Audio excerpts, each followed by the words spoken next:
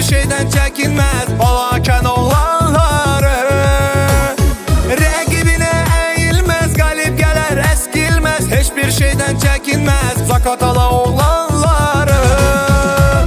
Dağ kimi məğrurdular Balakən oğlanları, hər yerdə məşhurdular Zaqatala oğlanları.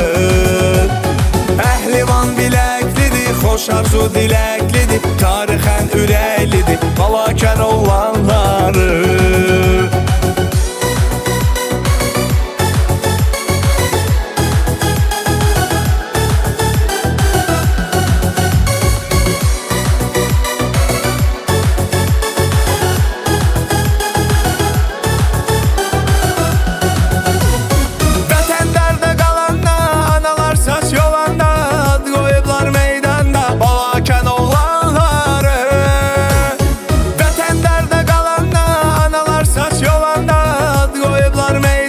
Zaqatala oğlanları.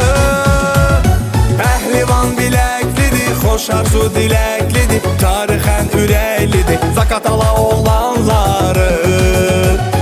Dağ kimi məğrurdular Balakən oğlanları, hər yanda məşhurdular Zaqatala oğlanları.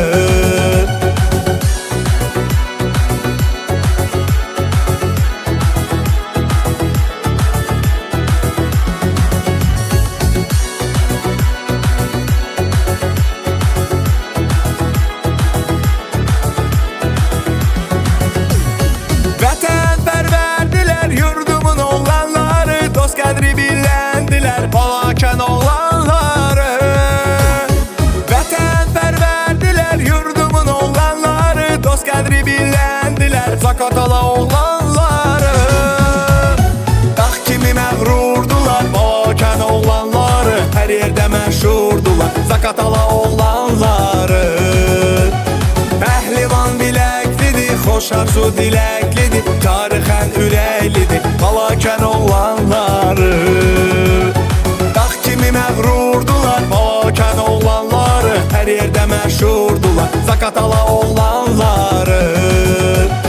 Əhlivan biləklidir, xoş arzu diləklidir, tarixən ürəklidir Balakən oğlanları.